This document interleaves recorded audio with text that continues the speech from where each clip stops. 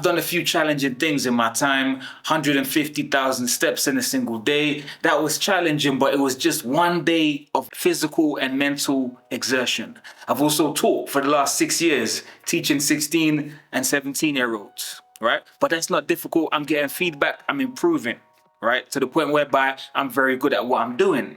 And then furthermore, I released a book and the album on the same day, 19-track album.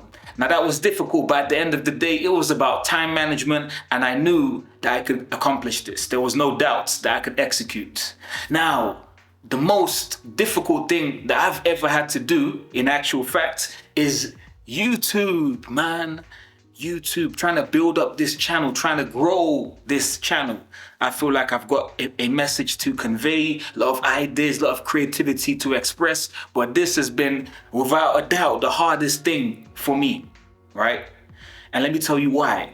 So one of the reasons why YouTube is particularly hard for me is because feedback, right? So with regards to teaching, I'm getting feedback as to how I'm performing. But with YouTube, like, the feedback is few and far between. And what that does is it leaves room for doubt, right?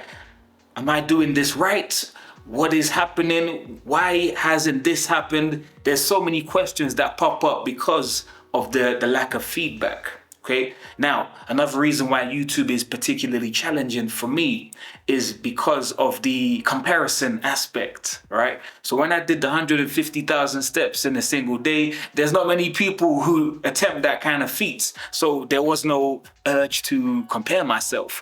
But with the YouTube game, man, that seed of comparison, comparison, they call it the thief of all joy, right? So comparison easily comes into the fold, because you end up comparing yourself to other people. Oh, look how this person has grown. Look how such and such is doing. And it's such an automatic habit that I fall into. Even with my wisdom and awareness, right? I still fall into that trap of comparison. And it's a numbers game a lot of the time, looking at the analytics, and analytics brings over analysis, right? The analytics brings over analysis, especially with my kind of brain. But with the other three activities that I mentioned, whilst they were difficult, they did not leave the opportunity for as much comparison as this YouTube endeavor. Right?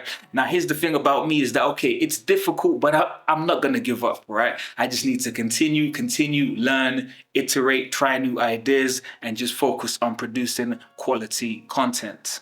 Okay, so I hope you've taken something from this. And while you're here, you might want to check out the videos in which I actually talk about some of these things. Yeah, so thank you. Catch you on the next one. Peace.